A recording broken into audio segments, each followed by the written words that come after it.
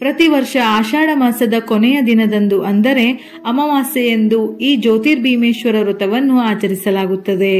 ಈ ಬಾರಿ ಆಗಸ್ಟ್ 4 ಭಾನುವಾರ ಭೀಮನ ಅಮಾವಾಸ್ಯೆ ಬಂದಿದೆ. ಇದನ್ನು ಪತಿ ಸಂಜೀವಿನಿ ವ್ರತ, ಆಟಿ ಅಮಾವಾಸ್ಯೆ, ದಿನಸಿ ಗೌರಿ ಪೂಜೆ ವ್ರತ, ಜ್ಯೋತಿಸ್ತಂಭ ಗೌರಿ ವ್ರತ, ಭಂಡಾರದ ಹಬ್ಬ ಹಾಗೂ ಕೊಡೆ ಅಮಾವಾಸ್ಯೆ ಎಂದು ಕೂಡ ಕರೆಯುತ್ತಾರೆ. ಮದುವೆಯಾದ ನಂತರ 5, 9 ಅಥವಾ 16 ವರ್ಷಗಳ ಕಾಲ ಮಹಿಳೆಯರು ಈ ವ್ರತವನ್ನು ಆಚರಿಸುವುದು ಬಹಳ ಒಳ್ಳೆಯದು. ಜ್ಯೋತಿರ್ಭೀಮೇಶ್ವರ ವ್ರತವು ಆಷಾಢ ಅಮಾವಾಸ್ಯೆ ಎಂದು ಆಚರಿಸಲಾಗುವ ಮಂಗಳಕರ ವ್ರತವಾಗಿದೆ. ಅಮಾವಾಸ್ಯೆ ತಿಥಿ ಸಮಯ ಆಗಸ್ಟ್ 3 ಮಧ್ಯಾಹ್ನ 3:50 ಆರಂಭವಾಗಿ ಆಗಸ್ಟ್ 4ರಂದು ಸಂಜೆ 4:42 ಮುಕ್ತಾಯವಾಗುತ್ತದೆ. ಅಮಾವಾಸ್ಯೆ ಎಂದು ಆಷಾಢ ಮಾಸ ಮುಕ್ತಾಯವಾಗಿ ಶ್ರಾವಣ ಮಾಸ ಪ್ರಾರಂಭವಾಗುತ್ತದೆ. ರಾಹುಕಾಲ ಹೊರತುಪಡಿಸಿ ಯಾವುದೇ ಸಮಯದಲ್ಲಿ ಈ ಪೂಜೆಯನ್ನು ಮಾಡಬಹುದು. ಜ್ಯೋತಿರ್ಭೀಮೇಶ್ವರ ವ್ರತ ಎಂದರೆ ಪತಿಯ ಪಾದಪೂಜೆ ಮಾಡುವುದಷ್ಟೇ ಎಂಬ ಕಲ್ಪನೆ ಎಲ್ಲರಲ್ಲೂ ಇದೆ. ಆದರೆ ಇದಕ್ಕಿಂತ ಮುಖ್ಯವಾಗಿ ಆ ದಿನದಂದು ಶಿವ ಪಾರ್ವತಿಯರನ್ನು ಪೂಜಿಸುವುದು ಬಹಳ ಮುಖ್ಯ. ಅವಿವಾಹಿತ ಹಾಗೂ ವಿವಾಹಿತ ಮಹಿಳೆಯರು ಈ ವ್ರತವನ್ನು ಆಚರಿಸುವುದು ಶ್ರೇಷ್ಠ. ವಿವಾಹಿತ ಮಹಿಳೆಯರು ಪತಿಯ ದೀರ್ಘಾಯಸ್ಸು, ಆರೋಗ್ಯ, ಯಶಸ್ಸು, ಸಂತಾನಕ್ಕಾಗಿ ಮಾಡಿದರೆ, ಅವಿವಾಹಿತರು ಶೀಘ್ರ ಕಲ್ಯಾಣ ಹಾಗೂ ಒಳ್ಳೆ ಮನೆ ದೊರೆಯಲಿ ಎಂಬ ಕಾರಣಕ್ಕಾಗಿ ಮಾಡುತ್ತಾರೆ. ಆಷಾಢದ ಆರಂಭದಲ್ಲಿ ಗಂಡನ ಮನೆಯಿಂದ ತವರು ಮನೆಗೆ ಹೋದ ಹೆಣ್ಣು ಮಕ್ಕಳು ಈ ದಿನ ಮತ್ತೆ ಗಂಡನ ಮನೆಗೆ ಬಂದು ಭೀಮನ ಅಮಾವಾಸ್ಯೆ ವ್ರತವನ್ನು ಮಾಡಿ ಜೀವನ ಆರಂಭಿಸುತ್ತಾರೆ.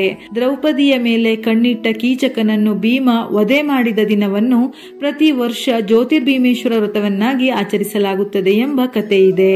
ಈ ವ್ರತದ ಹಿಂದೆ ಮತ್ತೊಂದು ರೋಚಕ ಕಥೆ ಇದೆ. ರಾಜನೊಬ್ಬ ತನ್ನ ಸತ್ತ ಮಗನ ಶವದೊಂದಿಗೆ ಬಡ ಬ್ರಾಹ್ಮಣನ ಮಗಳನ್ನು ಕೊಟ್ಟು ಮದುವೆ ಮಾಡುತ್ತಾನೆ.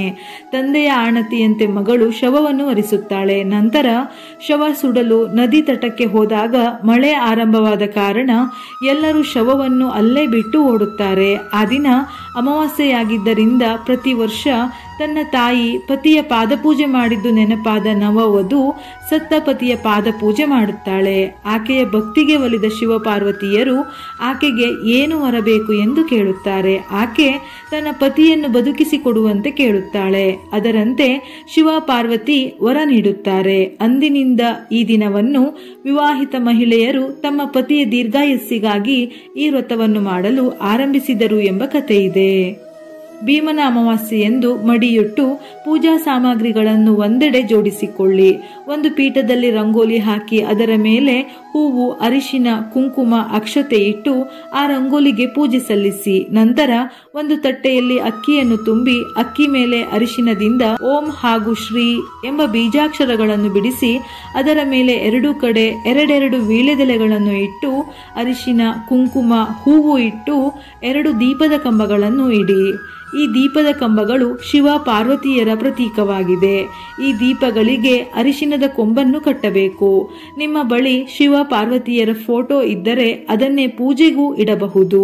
ತಟ್ಟೆಯ ಮುಂದೆ ಮತ್ತೆರಡು ದೀಪಗಳನ್ನು ಇಟ್ಟು ದೀಪ ಹಚ್ಚಿ ಇದರ ಮುಂದೆ ಗಣೇಶನನ್ನು ಇಟ್ಟು ವಿಘ್ನೇಶ್ವರನಿಗೆ ಪ್ರಥಮ ಪೂಜೆ ಮಾಡಿ. ಕೆಲವೆಡೆ ಮಣ್ಣಿನಿಂದ ಗೊಂಬೆಗಳನ್ನು ಮಾಡಿ ಕೂಡ ಪೂಜಿಸಲಾಗುತ್ತದೆ. ಗಣಪತಿಗೆ ಪೂಜೆ ಸಲ್ಲಿಸಿದ ನಂತರ ಮದುವೆಯಾದವರು 9 ಎಳೆಯ ದಾರದಿಂದ 12 ಗಂಟುಗಳಿರುವ, ಅಂದರೆ ಈ 12 ಗಂಟುಗಳು 12 ಜ್ಯೋತಿರ್ಲಿಂಗಗಳ ಪ್ರತೀಕವೆಂದು ಹೇಳುವ ಗೌರಿ ದಾರವನ್ನು ತಯಾರಿಸಿ.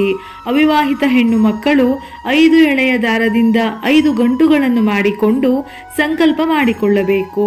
ವಿವಾಹಿತೆಯರು ಶಿವ ಪಾರ್ವತಿಯ ಪೂಜೆಯ ನಂತರ ಪತಿಯ ಪಾದಪೂಜೆ ಮಾಡುವಾಗ ಅವರಿಂದ ಈ ಗೌರಿ ದಾರವನ್ನು ಕೈಗೆ ಕಟ್ಟಿಸಿಕೊಳ್ಳಬೇಕು. ಅವಿವಾಹಿತೆಯರು ತಾಯಿಯಿಂದ ತಮ್ಮ ಕೈಗೆ ಈ ದಾರವನ್ನು ಕಟ್ಟಿಸಿಕೊಂಡು ವ್ರತವನ್ನು ಆರಂಭಿಸಬೇಕು.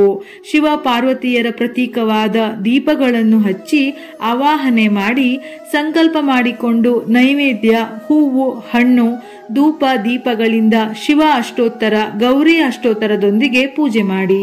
ಸಾಧ್ಯವಾದರೆ ಈ ದಿನ ಲಲಿತಾ ಸಹಸ್ರನಾಮ ಪಠಣ ಮಾಡಿ. ವಿಡಿಯೋ ಇಷ್ಟ ಆಗಿದ್ದಲ್ಲಿ ಮರೆಯದೆ ಲೈಕ್ ಮಾಡಿ. ಹೆಚ್ಚಿನ ಮಾಹಿತಿಗಳಿಗಾಗಿ ನಮ್ಮ ಫೇಸ್ಬುಕ್ ಪೇಜ್ ಅನ್ನು ಫಾಲೋ ಮಾಡಿ. ಇದೇ ರೀತಿಯ ಮನಮುಟ್ಟುವ ಉಪಯುಕ್ತ ಮಾಹಿತಿಗಳಿಗಾಗಿ ಮತ್ತೆ ಭೇಟಿಯಾಗೋಣ.